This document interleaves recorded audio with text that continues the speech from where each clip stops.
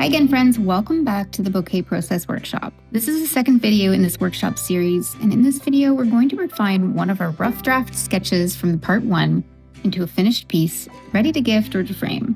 Here I have some of my go-to supplies for this. First, a mechanical sketching pencil with a fine tip for transferring the design. I also have a micron pen in size 03, which is my go-to size for a clear line that will show up beautifully on a lightly textured paper. The paper I'm using is a cold-pressed watercolor paper in size 8 by 10. I'll go into more detail about the supplies I use and the whole finishing process in the next video. So let's start by looking back at the original sketch from the last lesson.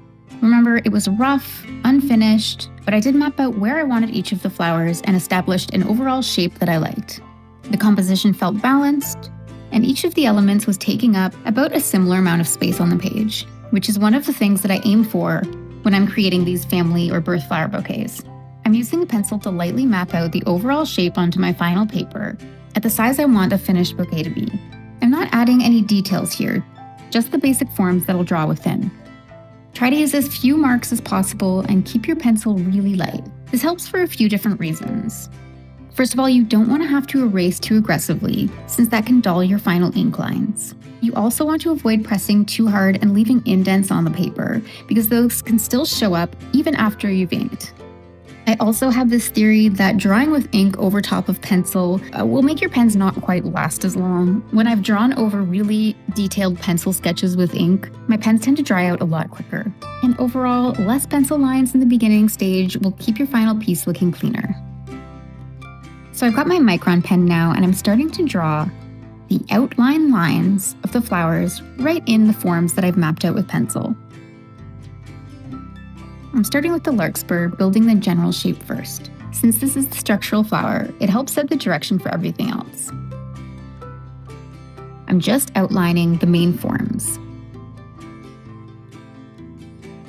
Now, I've drawn these flowers tons of times, so I'm not really using a reference here, I'm just drawing from my memory. But if you want, you could always have a sketch that you've done before to look at, whatever you're comfortable with. Remember, this is your process. I am just showing you how I do things in case it will help you. I'm not adding any details at all, just outlining the main forms. The stage is really about placement. I want to get the outlines of the flowers and leaves on my page before I add any details. It's much easier to adjust things now before I've invested too much time into shadow or detail. If something feels off, you can fix it by just reworking the shape of things, or even restart without losing too much work. Then I move on to the poppy. I like to begin with the center of the flower so I know exactly where the focal point sits, and then I can build the petals around it.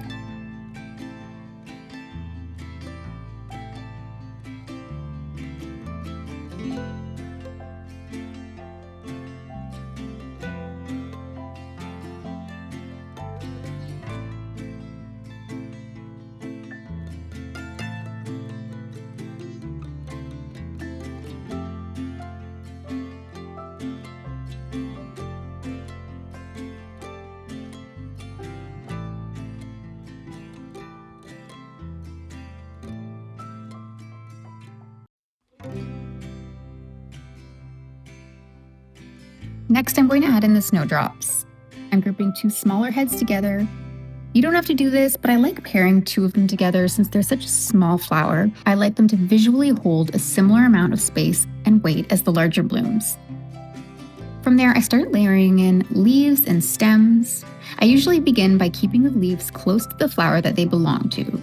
For example, framing the poppy with these toothed, wispy leaves, and drawing the long, thin, curved leaves of the snowdrop framing it, and the wispy, thin leaves of the larkspur stemming out from the center line of its stem. Then, I'll start filling in the empty areas with more leaves. Really, there's no strict formula here. If I wanted the bouquet to feel looser, I would leave more white space, more empty areas with no leaves, and maybe extend the leaves out a little bit, flowing away from the bouquet. I'm mostly looking for gaps and trusting my instinct on what feels balanced. At this stage, I might also add a simple tie or bow around the stem. Nothing too detailed, just something to gather the bouquet without pulling attention away from the flowers. Sometimes I skip the stems entirely and treat arrangement more like a flat layout. It really depends on the composition that I'm working with and how the flowers work together. Sometimes I don't add a tie either, I'll just have the stems sort of converging to the bottom of the arrangement. Whatever you feel works with your piece. As I draw, I'm also thinking about where each stem naturally extends from the flower and how it would travel down in the bouquet. Even if there are parts of the stems that are hidden, I want to be able to follow that visual flow all the way down from the head of the flower to where the stems meet to the bottom of the arrangement. Before I add any more details to this, I'm going to erase the pencil lines. The less I'm drawing over top of the pencil lines, the better. I'm going to go in now and start refining. I'll vary the line weight slightly, using a slightly lighter touch than I used for the outlines. I'm trying to keep my lines light and quick, focusing them in areas where shadows would naturally fall, like folds in the petals or where elements overlap. Of course, for more details on all of these flowers, again, for more detail on the process of drawing each of these flowers, just go back and check out the videos that I uploaded previously for each of the 12 flowers, as well as the accompanying PDF documents, right inside the Patreon Birth Flower Collection.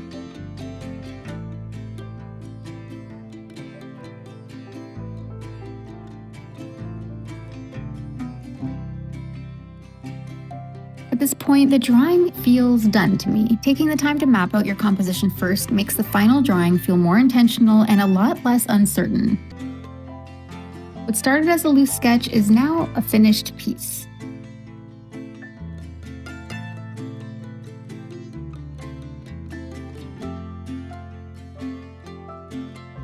Thanks again for following along, and I cannot wait to see how your pieces are coming along in the Birth Flower chat.